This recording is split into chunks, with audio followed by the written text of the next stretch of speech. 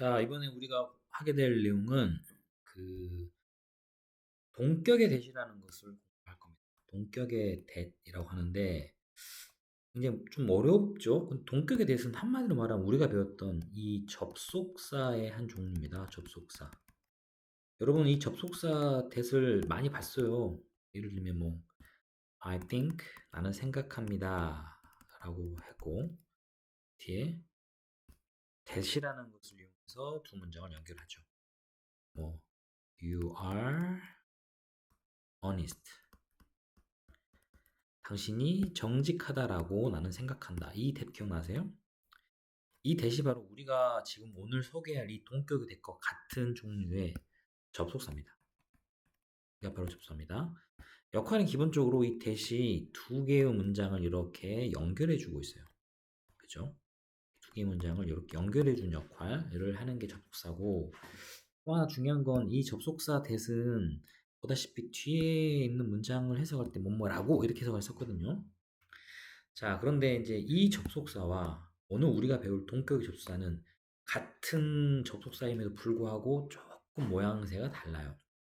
게다가 여기는 지금 동격이라는 말을 썼어요. 동격은 A라는 대상과 B라는 대상이 일종의 같은 내용이다라고 이렇게 설명을 할 때, 그죠? 이렇게 A가 B가 있는데 A와 B는 같다라고 설명할 때 이럴 때 우리가 동격이란 말을 써요. 자, 그런 내용인데 이제 어떤 식으로 이게 만들어지는지 하나 보여드리겠습니다. 자, 여기 나와 있는 이게 하나 있죠? 자, the fact that they were late again upset the teacher라는 문장이 있습니다. 자, 자세히 보시면 문장 구조가 좀 특이해요. 자, 이 대시라고 쓰이는 것에 일단 내가 빨간색으로 칠할게요. 그리고 자, 우리 항상 이런 문장이 나올 때 주어가 어디 있고 동사가 어디 있냐? 그러면 주어는 무조건 맨 처음 나오면 등장하는 명사입니다. 그럼 당연히 얘가 주어겠죠? 얘가 주어일 겁니다. 그런데 안에 들어있는 주어 동사는 사실 얘랑은 상관없어요. 우리는 이 주어와 얘와 함께 연결될 동사를 찾아야 돼요. 그 동사가 어디 있느냐? 바로 여기 있습니다. upset이라는 거. 화나게 하다인데 과거형도 모양이 똑같아요.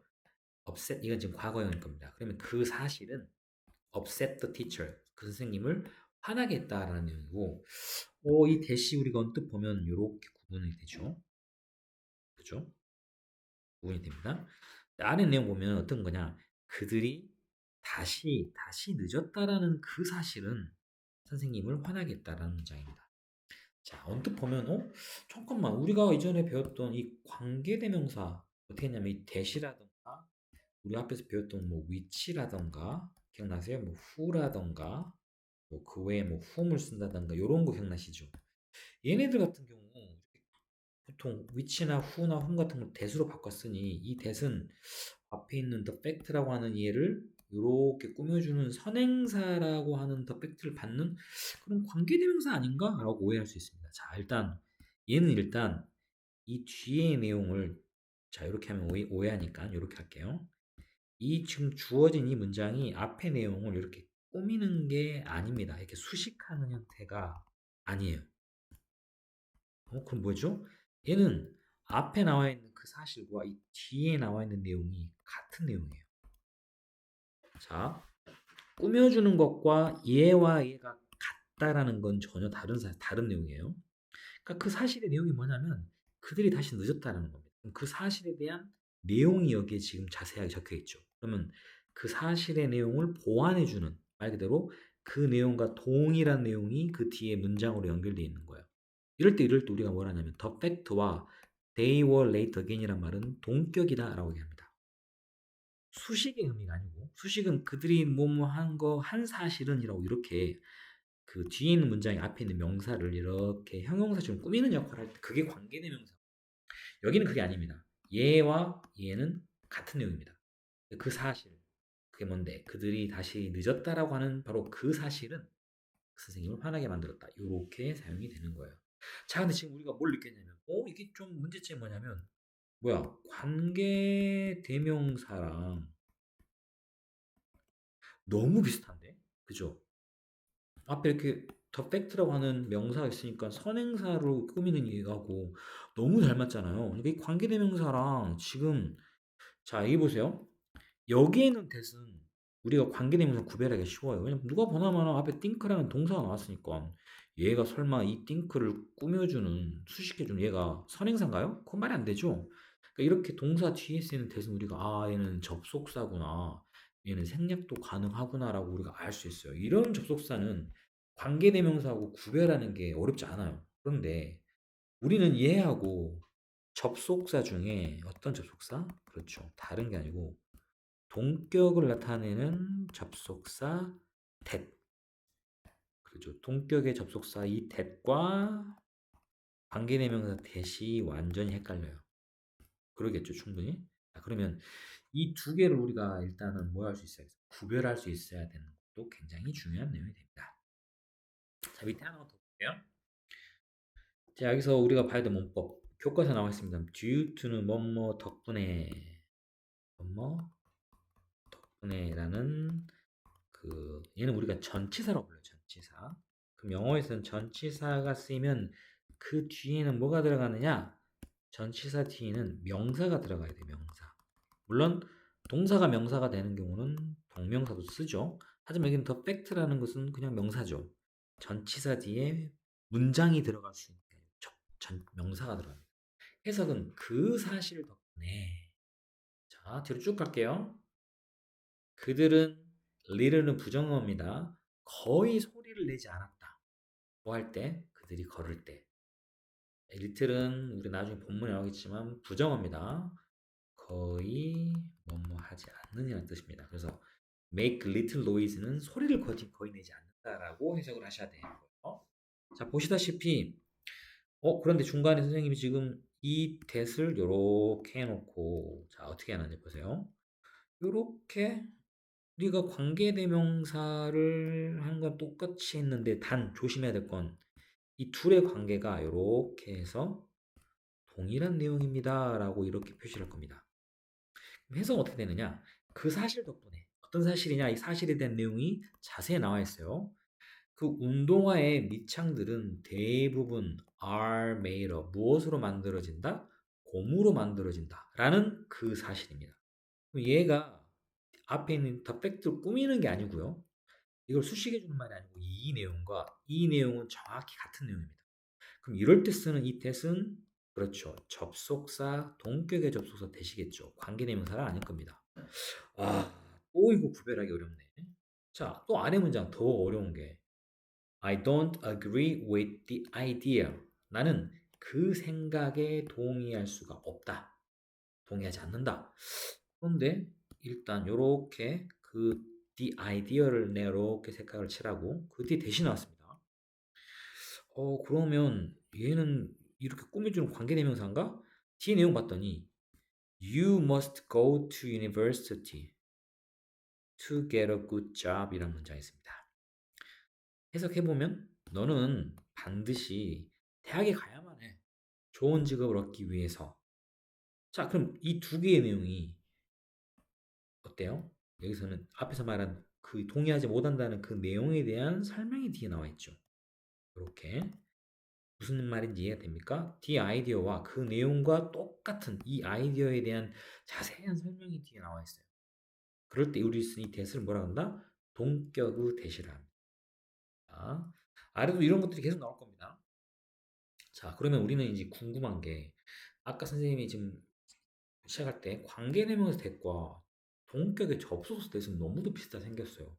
어떻게 구별을 할까요? 라고 거기에 대해서 고민을 해봐야겠죠. 자, 그럼 여기에 대한 설명이 바로 뒷페이지에 나와 있습니다. 자, 물론 여기에 이제 우리 동격의 대세에 대한 여러 가지 설명이 나와 있는데 똑같은 내용이에요.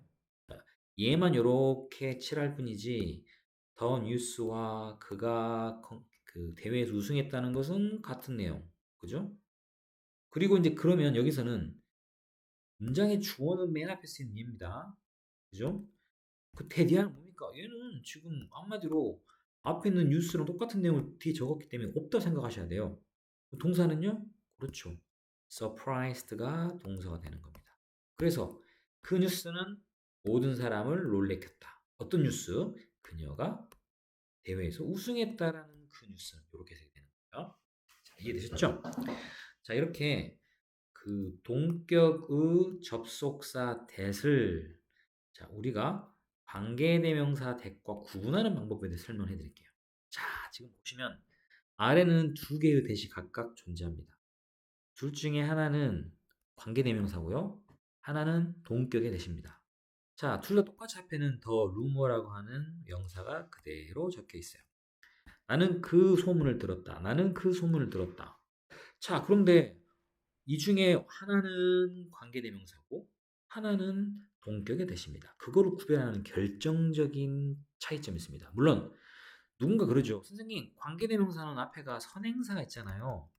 선행사라고 하는 명사가 앞에 있어요. 그렇죠? 하지만 우리가 앞에서도 봤지만 이 대 앞에 명사 있어요, 없어요? 있죠. 그럼 얘를 선행사라고 불렀나요? 아니죠. 얘는 이거와 이 뒤의 내용은 동격이에요. 다시 말해서 관계대명사였다면 여기서 여기가 얘를 꾸미는 형태지만 여기는 그게 아니고 같은 내용이에요. 여기도 앞에 명사가 있네? 그럼 이제 선행사를 구분하는 건 좀 어렵겠다. 어떻게 구별하느냐? 자, 구별하는 방법은 다음과 같습니다. 이 대시라고 쓰는 이 접속사 뒤를 참고하셔야 돼요. 이 뒤에가 문장이 완전한 문장 형태냐 아니면 아래가 이제 우리 눈치채셨겠지만 that 뒤에 뭔가 불완전한 형태냐입니다. 이거 말고는 구분할 수 있는 방법이 없어요. 자, 불완전. 자, 그럼 완전과 불완전은 우리가 오해하면 안 되는데, 자, 관계대명사를 예를 들겠습니다. 여기는 보면 that이라고 쓰인 뒤에 disturbed the employees. disturb는 뭡니까? 불편하게 만드는 거야. 불쾌하게 한다, 만들다. 직원들을 불쾌하게 했다. 자, 보다시피 동사 뒤에 목적어가 나왔죠. 뭐가 빠져 있어요? 어허, 문장 여기 주어가 안 들어가 있네? 그죠? 그럼 어때요? 얘 없이 문장이 시작됐으니 이건 우리가 생각하는 불완전한 문장이죠. 이해되십니까? 자, 그 이유는 관계대명사는 앞에 있는 얘가 우리가 아까 말씀드렸던 이 선행사라고 하는 명사가 있고 이 선행사하고 겹치는 단어가 뒤 문장에서 여기는 주어 있었겠죠? 겹치는 것을 이렇게 생략을 하고 그 대신에 관계대명사를 쓰기 때문에 이 관계대명사 뒤에 있는 부분은요 완벽한 문장이 만들어질 수가 없어요 절대로. 그리고 해석도 이렇게 되는 거야. 이렇게 해서 똑같 되는데 얘는 앞에 있는 그렇죠 명사를 꾸밉니다. 해석은 이래요. 나는 들었다. 직원들을 불편하게 만드는 소문을 들었다. 이렇게 문장이 되는 거예요. 이거는 진짜 말 그대로 명사를 뒤에서 이렇게 수식하는 역할입니다. 자, 그런데 두 번째 위에 거로 갑시다. 나는 들었다 그 루머를 뒤에 봤더니 주어, 동사, 목적어 기본적으로 우리가 반드시 문장에 필요한 세 개. 그죠? 이 루머라는 단어가 뒤에 들어갈 자리가 있나요? 들어갈 자리가 있다면 이렇게 들어갈 자리가 있다면 이건 불완전한 문장일 거예요. 없죠. 그 이유는 얘는요. 이 뒤에가 이렇게 할게요. 앞에 있는 내용과 같은 내용일 겁니다. 자, 나는 들었다 그 소문을 어떤 소문이야? 그 디렉터가 감독이 곧 그 팀을 떠날 거라는 것. 그럼 이 루머의 내용이 자세히 설명이 되어 있죠. 이래서 이거를 동격의 대시라고 합니다. 자, 그러면 어때요? 구분하는 방법을 어떻게 구분을 해야겠죠? 그죠? 잠깐 앞에다 내가 다시 한번 써드릴게요. 관계대명사는요, 이 뒤에가 불완전합니다. 불완전한 문장이란 말은 참고로 주어가 없을 수도 있고, 동사는 없을 수 없으니까 목적 없을 수도 있고, 이런 부분들이 다 하나씩 빠져 있어야 돼요. 거기에 비해 접속사 대신요, 그 뒤가 어때? 그렇죠. 완전한 문장 형태입니다. 앞에 있는 이 명사, 예를 들면 여기서 이것처럼 앞에 쓰는 명사가 뒤에 들어갈 자리가 없어야 돼요. 완전한 문장이 되려면 이렇게 구분을 하시는 게 가장 쉽게, 가장 정확하게 관계대명사 대과 동격의 접속사 대수 구분하는 방법이다. 라는 걸 아시고 자, 그러면 이제 우리가 뒤쪽으로 좀 가서 내용을 한번 확인해 볼게요. 이제 이 부분을 선생님이 조금 신경 써서 볼 거니까. 그 전에 이거 하나 볼까요? 요 문장. 자, 여기 지금 2번 한번 봐보세요. 내가 여러분들한테 이제 문법적으로 많이 얘기를 하고 싶은 게, 자, 여기 있는 that은 일단 앞에 있는 the fact과 in water가 100도씨에서 끓는다는 말은 동일한 내용이에요. 그죠? 그런데 이제 우리가 중요한 건 문장의 주어와 동사의 구조를 보다 보면 맨 처음에 쓰인 the fact라는 이 명사가 주어입니다. 그럼 동사는 어디에 있을까요? 그렇죠. 이 지금 동격의 접속사 다 지나가지고 그렇습니다. 여기에 있는 거. 여기에 동사겠죠. 그러면 물이 100도씨에서 끓는다고 하는 바로 그 사실은 과학적인 진실이다라고 우리가 원하는 뭡니까? 주어와 동사 수의 일치를 여기서 보여주는 거예요. 동격의 접속사에서는 요거 중요합니다. 요거 중요합니다. 자, 아마 4번도 같은 겁니다. 왜냐면 1번과 3번은 그냥 해석만 되는 거니까.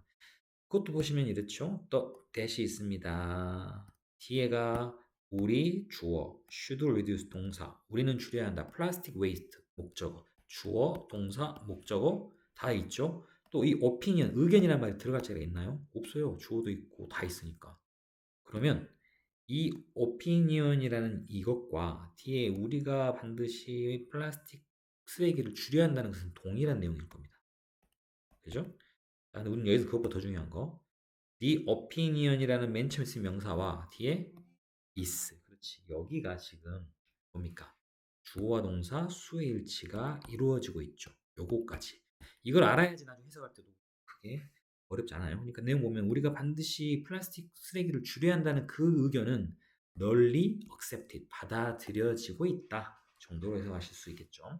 자, 여기까지는 동격의 접속사의 기본적인 구조에 대해 설명을 했고요. 자, 이제 우리 뒤쪽에 보시면 뭐가 있냐면,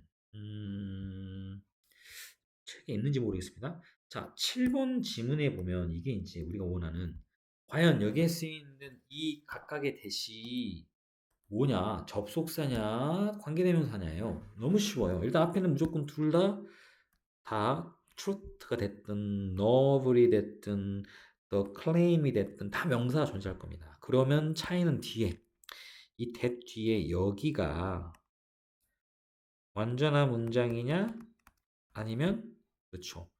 불완전한 문장이냐 이것만 구분할 수 있으면 우리가 이 내용을 해결할 수 있겠죠.